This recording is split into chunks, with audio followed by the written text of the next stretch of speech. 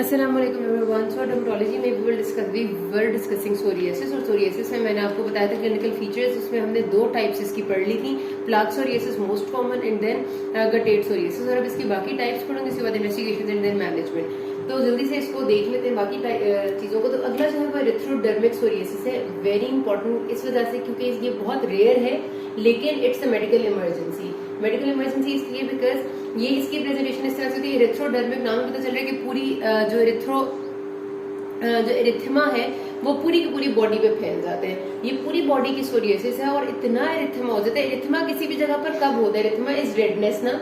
तो जब भी आपको स्किन पे किसी जगह पर रेडनेस मिलती है, the most probably it is pointing towards is increased वेस्कुलैरिटी। तो जो इंक्रीज वेस्कुलैरिटी है, जब हम कहते हैं कि पूरी बॉडी में सिवियर एरिथमा हो गया, तो इसका मतलब पूरी बॉडी में बहुत ज्यादा वेस्कुलैरिटी इंक्रीज हो जाती है टुवर्ड्स स्किन। जब सारी की सारी वेस्कुलैरिटी स्किन में आ जाएगी, यानी स्किन की ब्लड वेसल्स बहुत टॉर्चरस हो जाएंगी, पूरी बॉडी की स्किन के नीचे एक इन्फ्लेमेटरी रिएक्शन शुरू हो जाएगा, तो जो ब्लड फ्लो है वो स्किन को बहुत ज्यादा हो जाएगी। जब इतनी ज्यादा ब्लड फ्लो स्किन को हो जाती है, तो जो ब्लड फ्लो वाइटल ऑर्गन्स की थी वो कॉम्प्रोमाइज होने लग जाती है।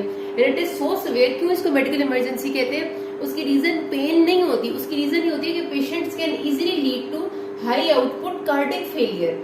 और उसकी वजह ये होती है कि हार्ट बिल्कुल ठीक है और वो बहुत ज्यादा ब्लड पंप कर रहा है, जरूरत से ज्यादा तेज बीट कर रहा है, लेकिन वो सारा का सारा blood is going towards skin, blood is not going towards vital organ, resultantly high output cardiac failure हो जाता है। इस वजह से फौरी तौर पर पेशेंट को आपने ट्रीट करना होता है। तो ये इस तरह मेडिकल इमरजेंसी है, ठीक है।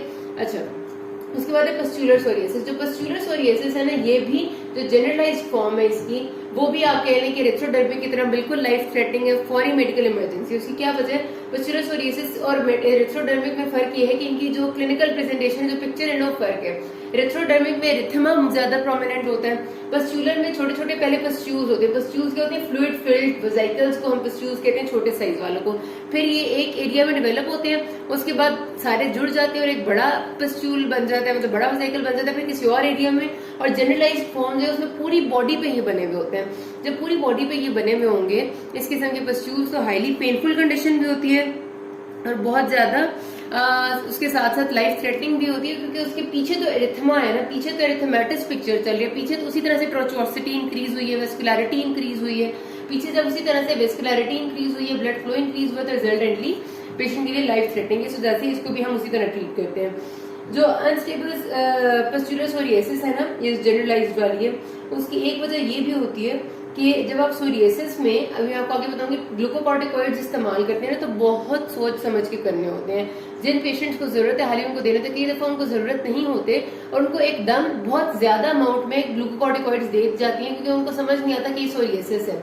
तो जब ज्यादा अमाउंट में ग्लूकोकॉर्टिकॉइड्स सोरियासिस के पेशेंट्स को चाहे टॉपिकल और चाहे सिस्टेमिक को दे दिए जाए, तो वो जनरलाइज्ड पस्चुलर सोरियासिस की तरह भी प्रेजेंट किया जा सकता है पेशेंट को। इस वजह से, और कभी कभी ये होता है कि ग्लूकोकॉर्टिकॉइड्स अगर पेशेंट में चल रही थी और अचानक उनको रोक दिया जाए, टेपर ऑफ ना किया जाए, तब भी पस्चुलर सोरियासिस हो जाती है, वो भी जनरलाइज्ड वाली। तो जब कभी भी आप टॉपिकल ग्लूकोकॉर्टिकॉइड्स सोरियासिस के पेशेंट में देते हैं, तो उनको साथ ये बताते हैं कि जरा सा भी प्रॉब्लम होगा आपने फौरन प्रेजेंट करना है, इससे पहले कि कंडीशन वर्सन हो जाए। जो लोकलाइज्ड पस्चुलर सोरियासिस वो ज्यादातर आपके हाथों में, पाम्स और पाँव में सोल्स को इफेक्ट करती है, छोटे छोटे पस्ट्यूल्स बन जाते हैं। इसको दूसरा नाम देते हैं जी पामोप्लांटर पस्चुलोसिस, ठीक है जी, लेकिन ये उतना ज्यादा सवेयर नहीं होता जितना जनरलाइज होती है। अब ये ध्यान में रखना है कि एक बहुत इंपॉर्टेंट क्वेश्चन है, ऑस्पी में आता होता है कि सोरियासिस के साथ एसोसिएटेड डिजीजेस कौन सी, क्योंकि अब होते हैं जो डिजीजेस कुछ होती है ना, उनके आसपास बहुत सारी होती हैं जो कि आपकी ऑटो इम्यून डिजीजेस हैं। सोरियासिस भी एक ऑटो इम्यून डिजीज की तरह की है। तो इसी तरह जो बाकी ऑटो इम्यून डिजीज जिसमें सीरोनेगेटिव आर्थराइटिस है, सीरोनेगेटिव का मतलब ये कि जो र्यूमेटाइड आर फैक्टर है ना, वो इसमें नेगेटिव होता है। आर फैक्टर वाला आर्थराइटिस के अंदर सीरोनेगेटिव होता है। इस तरह जो आपकी जीआईटी की क्रोहन्स डिजीज है, आपका ऑस्टियोमाइलाइटिस है, बहुत सारी मैलिग्नेंसीज, बहुत सारे cardiovascular disorders and metabolic disorders, ये इसके एसोसिएटेड डिजीजेस में से हैं। अगर आप डेविडसन में पढ़ेंगे तो उसमें आपको सारे डिसऑर्डर्स के नाम नहीं किए हुए ध्यान में रख लेना, ये आपका वाइवा का क्वेश्चन है उसका, ऑस्पी का। अच्छा, इन्वेस्टिगेशंस वैसे तो सोरियासिस में कई दफा जब अच्छे क्लिनिशियंस के पास जाएं तो वो कोई वो नहीं करवाते और वो आपको डायरेक्ट सोरियासिस का डायग्नोसिस बता देते, because they can see and they can make a diagnosis. लेकिन अगर आप कहेंगे तो जरा स्किन बायोप्सी कराएंगे तो आपको पता चल जाएगा स्किन बायोप्सी से। इसी तरह अगर आपको गुटेट सोरियासिस का शक है तो गुटेट सोरिएसिस में बेसिकली स्ट्रेप्टोकोकल इन्फेक्शन होता है ना पेशेंट को अंडरलाइन, तो इस वजह से थ्रोट स्वैब और उसकी आप देन कल्चर एंड सेंसिटिविटी कराते हैं थ्रोट स्वैब लेके स्ट्रेप्टोकोकल इन्फेक्शन को ट्रीट करने के लिए, क्योंकि गुटेट सोरिएसिस बहुत ज्यादा इन्फेक्शन बंदे के अंदर कॉज कर सकता है अगर वो स्ट्रेप्टोकोकल इन्फेक्शन ट्रीट ना किया जाए। फिर ये होते हैं दो स्केल्स हैं DLQI एंड PASI, इससे हम सिवियरिटी ऑफ सोरिएसिस को असेस करते हैं। ये आपके स्केल्स बने हुए, आप चाहे तो इनको रिव्यू कर सकते हैं, लेकिन इसकी जरूरत नहीं, बस नाम पता होने चाहिए। आपको पता है कि आपने लाजमी तौर पे सोरिएसिस के पेशेंट में ना बाकी को मॉर्बिडिटीज देखनी होती है, क्योंकि हमने अभी बताया कि बहुत सारी एसोसिएटेड डिजीजेस यहाँ पर हो सकती हैं, तो इसलिए risk of diabetes, risk of hypertension, risk of malignancies बहुत ज्यादा है। तो इसलिए आपने लाजमी पेशेंट के अंदर बाकी चीजों को और बाकी सिम्टम्स को पूछना है, ताकि ये ना हो वो किसी सिंड्रोम की तरफ जा रहा हो। और HIV टेस्टिंग इसलिए करा लेते हैं ताकि एक पता चल जाए, आपने काफी सारी उसमें दवाइयां देनी है कि किस क्या स्टेटस है।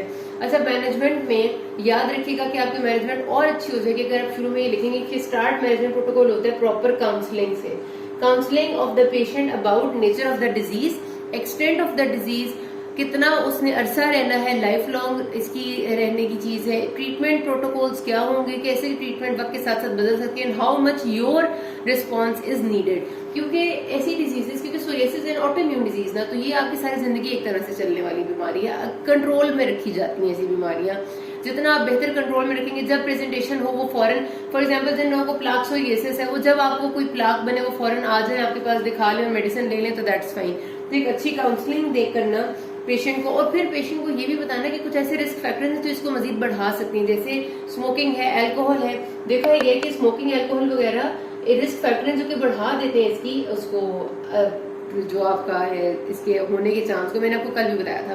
तो इन चीजों को आपको बताना है पेशेंट को कि वो इन चीजों को रिड्यूस करे अपनी जिंदगी में से, ठीक है जी। उसके बाद आपकी अगला सवाल ये होना चाहिए मैनेजमेंट में कि आपको बाकी एसोसिएटेड डिजीज के होने का चांस भी बताया जाए, और उनके जब सिम्टम्स थोड़े बहुत आप पेशेंट को इनलिस्ट कर दें कि अगर ऐसा कोई सिम्टम आए तो भी आपने मेरे पास, जैसे जोड़ों में आपको बहुत ज्यादा दर्द शुरू हो जाए, जोड़ सूजे में महसूस हो, या आपको पेट के मसाइल, डायरिया और कॉन्स्टिपेशन, या बड़े पेशाब में आपको खून आने लग जाए, तो आपने फौरन आना है, क्योंकि इसका मतलब है कि पेशेंट किसी सिंड्रोम की तरफ जा रहा है, उसे क्रोन्स डिजीज है, उसे आर्थराइटिस डेवलप हो रहा है सोरिएसिस के साथ। तो ये आपकी काउंसलिंग बहुत जरूरी है। और अगर आप मैनेजमेंट में ये लिख लेंगे, क्योंकि मैनेजमेंट और ट्रीटमेंट में फर्क होता है, मैनेजमेंट में आप पूरा केस मैनेज कर रहे हैं ना, तो उसमें काउंसलिंग शामिल है। अब सोरिएसिस के लिए खासतौर पे सबसे पहले जो फर्स्ट लाइन है वो टॉपिकल इमोलिएंट्स ही है, कि लोग सिर्फ टॉपिकल इमोलिएंट्स से ही ठीक हो जाते हैं, कि और जिनकी बहुत सिवियर डिजीज नहीं होती। लेकिन उसके बाद जो फर्स्ट लाइन एजेंट है जो टिपिकल टू सोरिएसिस है, वो टॉपिकल विटामिन डी एनालॉग्स या विटामिन डी रिसेप्टर एगोनिस्ट्स हैं, जिनमें आ जाते हैं आपकी कैल्सिकोट्रायोल। आपने ये नाम कैल्सिकोट्रायोल का जरूर याद रखना है, कैल्सिकोट्रायोल। अच्छा, ये करते क्या विटामिन डी एनालॉग्स? बेसिकली जब आप इनको टॉपिकली अप्लाई करते हैं तो आपको जो सोरिएसिस में प्रॉब्लम हो रहा था ना, वो ये था कि प्रोलिफरेशन बहुत ज्यादा हो गई थी, इंक्रीज प्रोलिफरेशन थी एंड डिक्रीज डिफरेंशिएशन थी। सेल्स मेच्योर नहीं हो रहे थे, डिफरेंशिएट नहीं हो रहे थे और बनते ही जा रहे थे। तो ये उसका उल्ट कर देते हैं जो टॉपिकल विटामिन डी एनालॉग्स हैं, ये डिफरेंशिएशन को बढ़ा देते हैं, यानी सेल्स को मेच्योरिटी की फॉर्म में लेके जाते हैं और प्रोलिफरेशन को कम कर देते हैं। तो इस वजह से सेल्स बार बार ऊपर तक जल्दी जल्दी नहीं आ जाते, प्रॉपर डिफरेंशिएट होते हैं और फिर ऊपर आते हैं, जिसकी वजह से जो प्लाक्स हैं उनकी इंटेंसिटी कम हो जाती है, प्लाक्स कम बनते हैं। टॉपिकल विटामिन डी एनालॉग्स का काम है। उसके बाद आप जो अगला थर्ड स्टेप पे जाते हैं, जो टार्स, डायथ्रोनोल एंड रेटिनॉइड, सेम यही काम करते हैं, increase differentiation and decrease proliferation. ये भी टॉपिकल अप्लाई करने वाली चीजें हैं। अब आपके पास उसके बाद आते हैं टॉपिकल ग्लूकोकॉर्टिकॉइड्स, लेकिन मैंने आपको जिस तरह पहले बताया कि इनका बहुत जुडिशियस यूज जरूरी है।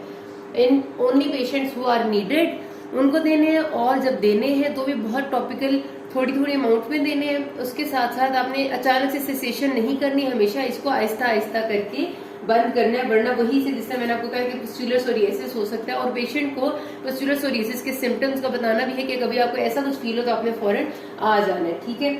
अच्छा, उसके बाद आपका कॉम्बिनेशन ऑफ कहते हैं कि cold tar and ultraviolet B light, UVB जिसको फोटोथेरेपी है, टार, इनके कॉम्बिनेशन को जिकरमैन्स रेजिमेन कहते हैं। ये भी बहुत सारे पेशेंट्स में बहुत अच्छा रहा है। अब जो केसेस रेजिस्टेंट होते हैं टॉपिकल थेरेपी के, उसमें हम आ जाते हैं फोटोथेरेपी पे।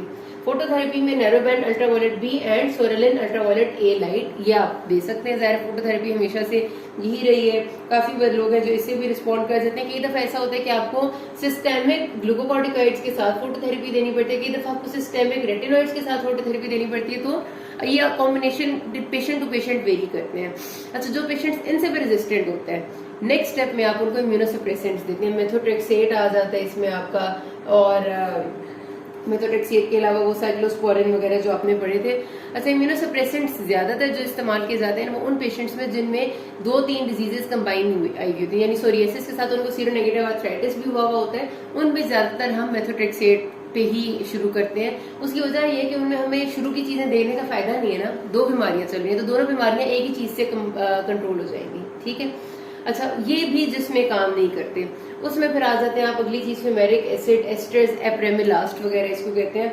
ये फ्यूमेरिक एसिड एस्ट्रेस का जो मैकेनिज्म ऑफ एक्शन बहुत लंबा है, उसके बारे में अगर आप नहीं भी जानते इट्स फाइन, लेकिन इनके साइड इफेक्ट्स बहुत ज्यादा है, इस वजह से इनको हम बहुत सोच समझ के देते हैं। और फिर जिस पे ये भी कंट्रोल नहीं होते, बायोलॉजिक एजेंट्स जो हमारे आते हैं ना, इन्फ्लिक्सीमैब, उसेट्किनिमैब, गुसेल्क्यूमैब वगैरह, जिनका दूसरा नाम देखें तो anti TNF alpha, anti interleukin 12, 23, anti interleukin 23, anti interleukin 17, ये आ जाते हैं बायोलॉजिक एजेंट्स हैं जो बेसिकली जाके आपके इन्फ्लेमेटरी पाथवे में एक्ट करते हैं और इस इन्फ्लेमेटरी पाथवे के स्पेसिफिक इंटरल्यूकिन्स को रोकते हैं, जो कि बहुत एक्सपेंसिव है, नॉट कॉमनली अफोर्डेबल इन पाकिस्तान, ठीक है। वैसे लिखने की हद तक आपने लिखना है, और ये ध्यान में रखिएगा कि patient to patient treatment regimen vary करता है कि उसकी डिजीज के एक्सटेंट क्या है और उसकी एसोसिएटेड फैक्टर्स कैसे हैं। ये बात खत्म हो, किसी को भी मसला हो कि लास्ट में। Thank you.